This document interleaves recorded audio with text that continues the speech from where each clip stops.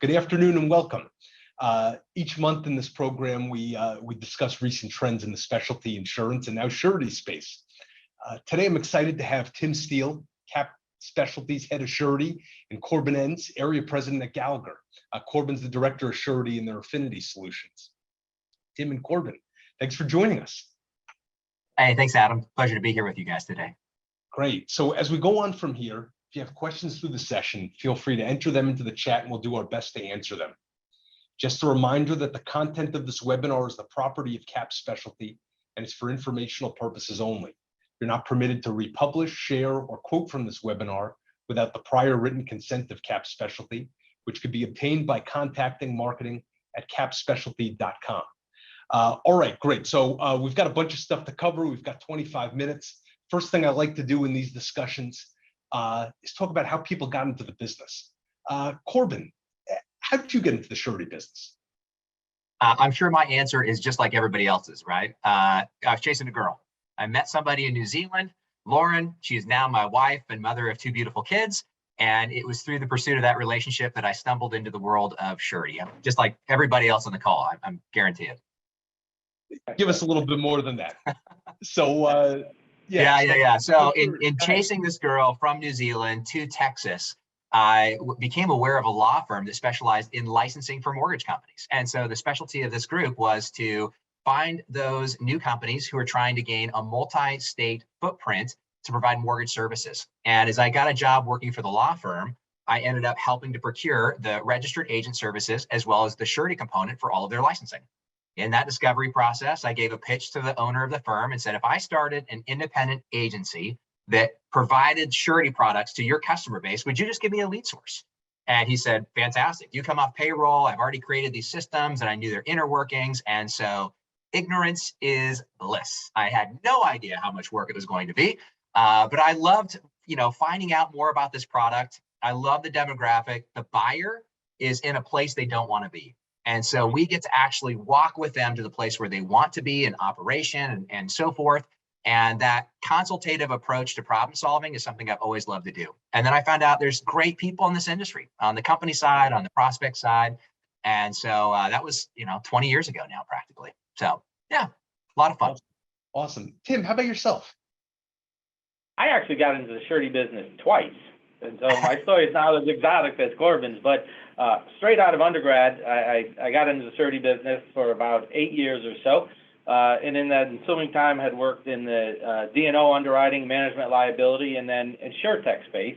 And then about 8 years ago, there was an opportunity to join Cap, which already had a fantastic brand and great people. And I thought, collectively, this seemed like a great opportunity. If we all work together, we could take it to even a better spot than where it was.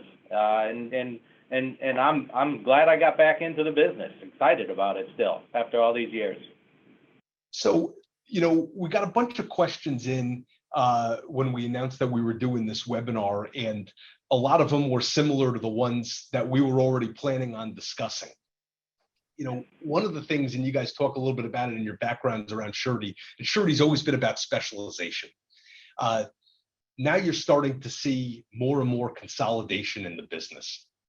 How does that affect the end customer? And I guess, Corban, I should start with you as the broker dealing with the customer. Yeah, no, I appreciate that, Adam. And I'm part of the acquisition roll-up portion myself. So in 2019, selling an independent agency over to Gallagher, and now my role within the affinity side, creating that roll-up strategy, that consolidation effort and attempt. So specialization for us has looked a little bit different, and I've really appreciated the ability to acquire great talent through acquisition. And so we build our bench and we are able to have depth of specialization, but then also width of the number of actors that we have involved. And so that consolidation effort for us is be able to create windfall as well as synergy in these efforts. So we can pick up a practitioner over in Little Rock, Arkansas, that's fantastic with money transmitters or has a really deep space in the whole crypto space. That's not my jam. I never had that kind of experience. And so through consolidation, we're able to actually pick up some of the talent and create a better customer journey and a better customer experience. And so in our efforts to create an omni-channel customer acquisition and customer journey, by grabbing talent through these acquisitions, we can get really deep a lot faster than we could in an organic fashion. So, yeah. Tim, do you find that it's always a positive experience? Yeah, well, I'd say a number of things with that. Certainly, there's consolidation going on the brokerage side right now, but expansion on the surety underwriter side at this point in time. So I think, as Corban was saying, from a client's perspective, that high level of competence exists throughout the surety brokerage industry. It may be a little more consolidated now, but they still have a number of options the clients do to turn to. And then from a solutions perspective, there's been an expansion of underwriting, and I think, there is a market for every bond opportunity that's out there. And so it may take the broker a little extra effort these days to get to the right market, given the dispersion of talent. But ultimately, I think, those highly capable brokers get a good solution from a good market and are able to solve a client's problem. Mm-hmm. From a carrier perspective, though, where are the negatives around the consolidation?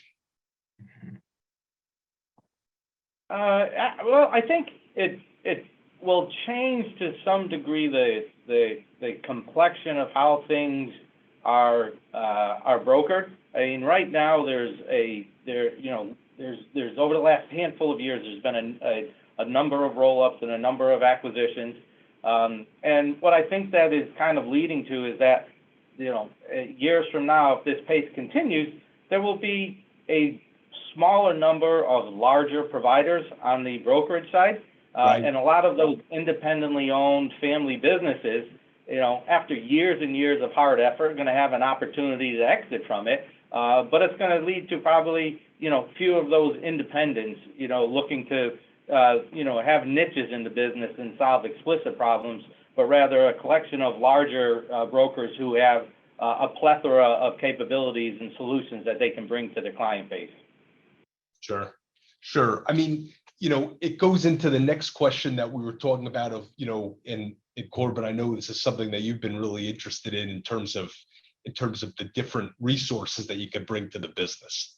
One of the things that, anytime you talk to a surety person, whether it's a surety broker, surety underwriter, is how labor intensive the business is. Right. What are some examples of efficiencies being created or that are going to be created in this business, whether technological or otherwise? I guess, Corban, start with that one. Yeah, great question, Adam. I feel like it's a multi-pronged approach over here. So we've got, I mentioned omni-channel earlier. To go back to that concept, we do a lot of deliverables through websites, through e-commerce. And our cost per transaction on an e-commerce basis, it's small. These are micro transactions, especially in the world of Gallagher. Gallagher is a big middle market brokerage, right? We're looking for really high revenue opportunities. Sure. And yet here we are trying to actually pull in these microeconomic transactions. Average transactions for us online is like $273. Minimum premiums for a lot of these are $100. Labor is expensive. Processing is expensive. All of these things kind of come into play. And so if you can't aggregate your processes to be effective and efficient as possible, you're going to operate at a loss. So it's only by consolidating some of these high number of transactions where you can gain the efficiencies to still be profitable in that nature. We did our first e-commerce transaction portal back in 2011. And we had a online rater. It was a marketplace, a click, quote, bind type of an experience. And we started to try and already pick up these small transactions that happened. 2014, we created a software platform that was a SaaS model to try and actually empower other independent agents for this e-commerce, high volume, traditionally high touch. Well, how do we actually automate it as much as possible so we can actually empower all of our stakeholders? Let's get more money into the pockets of our carriers, our brokers, and let's have a positive buying experience for our customers. That product was actually sold over to Gallagher as well, but it's through the amassing of this that we've been able to take a lot of these small customer transactions across Gallagher, across our business unit, and to be able to look for efficiencies. And we see that with CapSpecialty as well. When we think about every transaction, we have to provide terms. We have to capture an indemnity agreement. In most cases, we have to remit premiums and such. And so if we can look through efficiencies in how we report business to Cap, if we can look for efficiencies of how we gain these electronic indemnities through a DocuSign or an Adobe type of signature product, then we're actually saying ways that we can effectively transact business at a volume like never before. And so policy count is at all times high for us. But we're still having to look at what's the next way of how we can make this work. And I would say that as a large organization, we have a lot of resources, but there's processes for resource allocation, right? If Sure. you ask Tim, what's the negative over here?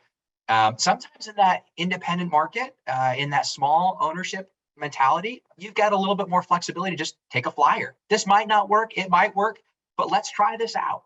And so there is a nimbleness that a small organization can acquire it's unfeasible at the large side. We always look to how we can be nimble. We always look to how we can empower those at the decision-making process of things. And I think we do a really good job within Gallagher at doing that. But the reality is, a small pirate ship is much faster than the Titanic that's cruising through the Pacific, I like that reference to Tim as the pirate ship. Yeah. I mean, matey. But Corban, so just curious, how painful is it to get it wrong at Gallagher to do a flyer on something that doesn't work? Or is it just that it's so deliberate that it always works to some extent? Great question, Adam. I mean, I would love to say that we bat 1,000. That's a lot. Right. But what we do is we look at these micro portions of the book and we say, let's give this a try. We write the service of work and the SOPs behind it. We think about what we want our service level agreements to be. We identify who our stakeholders are, and we define what delighting each of our stakeholders look like. And we map out that roadmap. And so we might pick, again, we've got tens of thousands of policies in our business unit. We got a lot of places to make some attempts. So we won't do it for everybody, but what if we try it for this small business segment? And then we do an iterative improvement cycle, right? Maybe it's that agile development concept where it's like, it doesn't have to be done all at once, but we want to make iterative steps forward to improving the stakeholder experience. Sure. So. Tim, there's a whole other side for the carrier in terms of working through how labor intensive the business is. Where do a lot of people get it wrong? I don't know that it's necessarily wrong, other than it's a decision about how big of an investment to make in that transactional space, right? And so if people want to acquire the transactional business, they have to do all of those things that Corban is talking about. Otherwise, it's just too cost inefficient to handle the business manually, which is not wrong, right? There are plenty of markets out there who prefer to handle the larger, more complex risk, write fewer bonds with greater penalty and greater premium. But in this transactional space, I see, kind of a transition where we've, as a carrier side, we've all invested a significant amount of money to make ourselves internally more efficient. And now it's graduating to a phase where we're working on the connectivity direct with those agency front-end systems who have taken the time and resources and made those types of investments. And in the background of all of this, there are some industry efforts as a consortium to invest in technology that we can all leverage. And that'll take a considerable amount of time, because ultimately we have to convince thousands and thousands of obligees to work off of that same system. If it was just up to brokers and carriers, we could probably come to some agreements, but it's the disparate nature of the business that always pushes back against our efforts to make it more efficient. I guess, and this is for either of you, but in a complex business like this, my guess is that there's such a trend toward people trying to oversimplify things, or thinking things are easier than they actually are. What's the hardest thing? From the broker, what's the hardest thing about the automation? And Tim, as an underwriter, what's the hardest thing about moving things forward to being efficient? It's a good question, Adam. I think off the cuff, I would say it's the cost of missing the mark. That definition is changing, right? When we miss the mark, is it just with client experience, or is it with the carrier experience?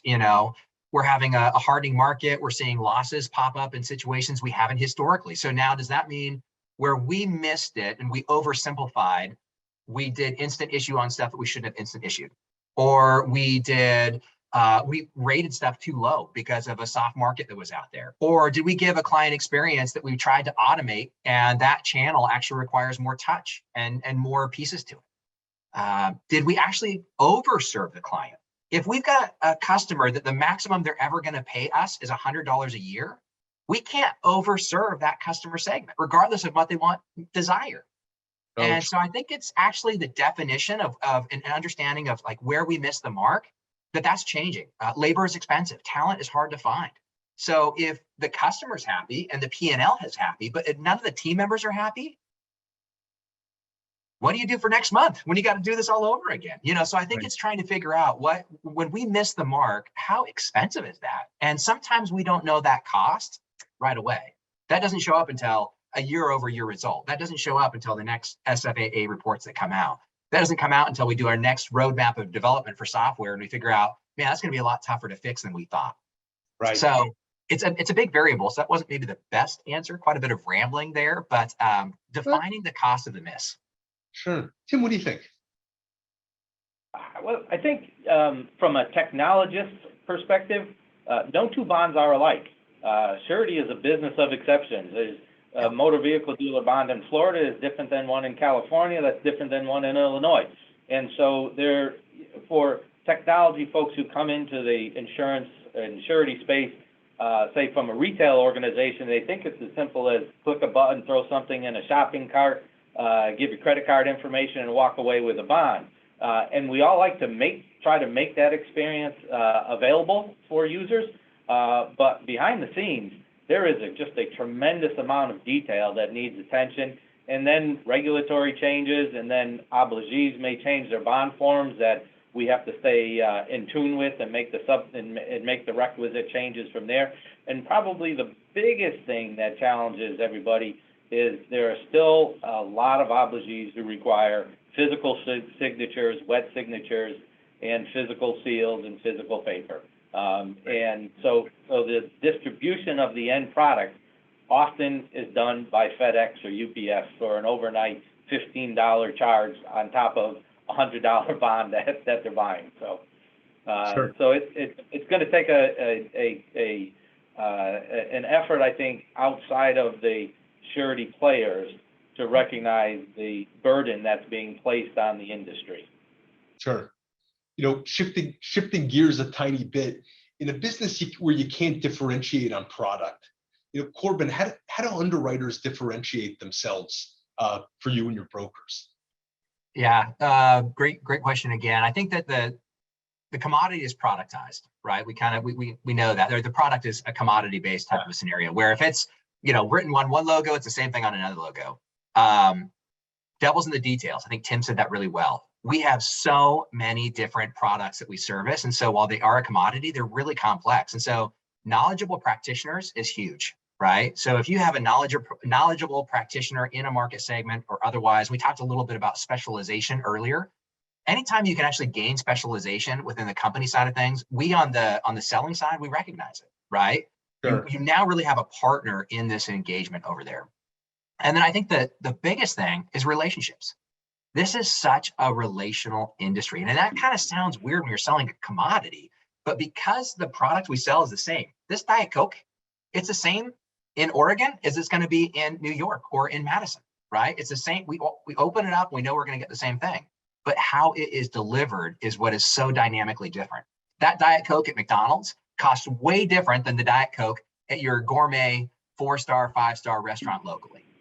And so how we package it and the relationships that are involved in that, I think that that's a real experience. And I think that one of the things that we try to convey to our team members, and this could be true from a carrier perspective, this is a great chance to sell yourself. We all sell the same product. We're all selling a Diet Coke. Sure. But how you sell the Diet Coke makes all the difference in the world.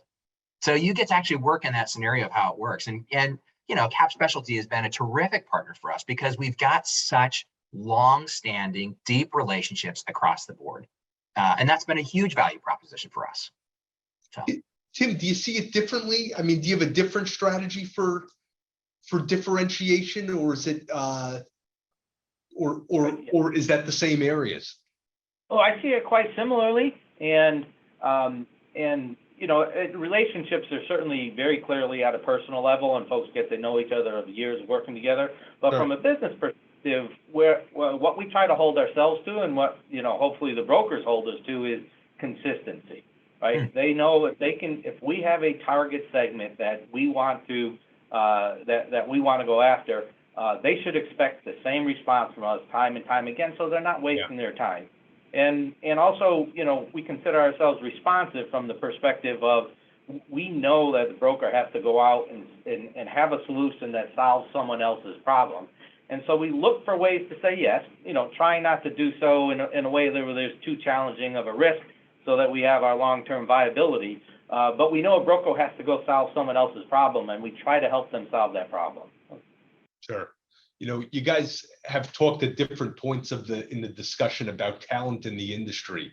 And one of the things, when I've talked to different brokers in this business, is how challenging it is to attract talent to the business. How do you sell joining an industry that many people haven't even heard of? Yeah, I'll take the first step on that one. Sure. I didn't know about Surety. It was a widget. Right. And I'm all about systems. And so I think that's where diving into the technology, looking to create those mousetraps that are more effective, it's a great opportunity to empower somebody who could be successful in any venture. And if they choose to do the deep dive relationally in the world of Surety, you get such a great return, right? It is a protected market. It's a mandatory product to purchase. And I think that we are also a little bit behind on a lot of technology. There's a lot of talk about AI. There's a lot of talk about other APIs and connectivity, blockchain technology. And so we look at Riskstream and things that are happening. We're kind of behind the times. And so somebody who is a strong actor and wants to really jump in with both feet, there is a great opportunity to excel significantly in this industry. I mean, it's a great long-term path for progression, for compensation, for development. Yeah. And there's not a lot of, there's an aging demographic. There's not a lot of middle-aged individuals who are really growing in this market share. And so I think it's a fantastic opportunity on the brokerage side and on the company side. We've had 3 people within my specific office move from the brokering side over to the carrier side. That's a great transition strategy for them. We've also stole some people from the company side to the brokering side. One of them was one of your individuals over there. Yeah, we remember. So that experience. It's good. It's a good business. It's a good business. Yeah. Tim, what would you add? Well, when trying to explain the Surety business to someone who's uninformed about Surety can be exhausting sometimes, because it takes a while to really understand it.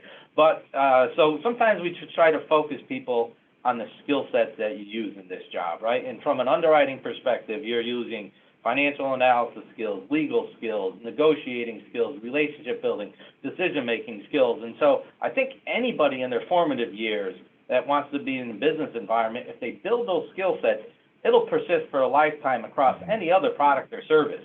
And so I think it's about the skill sets first to attract people, and then the product is almost secondary to it.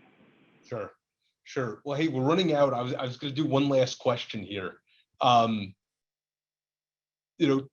Tim, predictions for next year, 5 years from now, what do you think changes or doesn't change in the business? I would say for 5 years out in the Surety business, there are some fundamental principles that have persisted for a long time. So I'd say if you recorded this session and you replay it again in 2028, most of it will still apply. Right. Fair. Corban, what do you think? I think some of the tools that we bring to the project are going to change. I think that those elements of AI are going to be there. They're going to gain greater confidence and understanding of how we might utilize some of them in some of the labor that we do. So just like we automated maybe some of our underwriting rules, maybe how we automated how we communicate things, we want to leverage human capital where it makes sense. Relationships. Predominantly, it's relationships. And then we want to use technology, computers, artificial intelligence, whatever else, as it relates to how we actually empower relationships to be successful. So I think some of the mechanisms behind the scenes of what we do or how it's being done, what we do is going to stay the same. How we do it, I think that's what's going to change. Is there any possibility for the product being simpler? Is it always, or is there any possibility that there'll be actually a change in the product, that there'll be more of a streamlining in the product itself?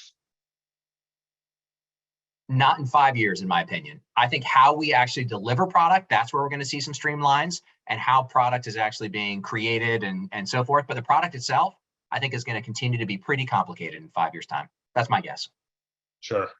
Well, hey, Corban, Tim, really appreciate you joining this. We had a great turnout for this, for the discussion, and look forward to doing more stuff on Surety in other months ahead. So thanks everyone for joining in. Thanks a lot. Appreciate Thanks, it. Adam. Nice to be here. Bye-bye. Bye. Appreciate it now.